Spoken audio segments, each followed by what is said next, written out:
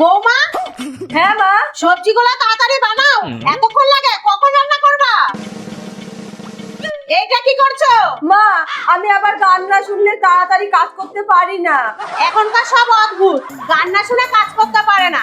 এইদিকে সারাদিন রিলস নিয়ে পড়ে থাকে। মা, ওইটাতেও গানই শুনতে হয়। নাও হয়েছে, এবার সবজিগুলো বানাও। আচ্ছা।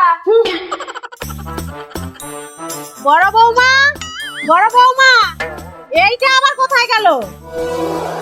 তো দেখো আমাদের বাড়িতে ছাদ ঢালাই হচ্ছে, তা আমরা খুব ব্যস্ত। এই দেখো মিস্ত্রিরা কাজ করছে, আর এইটা সম্ভব হয়েছে শুধুমাত্র তোমাদের ভালোবাসায়। তাই ধন্যবাদ ফেসবুক। বৌমা, নিজের বাড়ি ছেড়ে এই বাড়িতে এসে কি করছো? কিছু না, ওই একটা ব্লগ বানাচ্ছিলাম। ফোনে রিচার্জ করে দিতে হয় আমাকে। উনি এইদিকে ছাদ দেখাচ্ছেন। যেদিন নিজের বাড়িতে ছাদ হবে সেদিন ব্লগ বানিও। চলো বাড়ি চলো, চলো। কি গান শুনছে? এত ঝিমিয়ে যাচ্ছে, দেখি তো। সবজিগুলোকে আগে ভালো করে জল দিয়ে ধুয়ে নেবেন, তারপর হালকা নুন ছিটিয়ে শাশুড়ির হাতে দেবেন। বৌমা, এইগুলো কোন তরকারিতে লাগবে? মা, আপনি এইগুলো দিয়ে যেমন খুশি তরকারি করতে পারেন, যেমন ধরুন আলু দিয়ে কামরাঙ্গার ঝোল। ধুর, কামরাঙ্গার ঝোল কেউ খায়? তুই আপেল বানাতে পারতিস।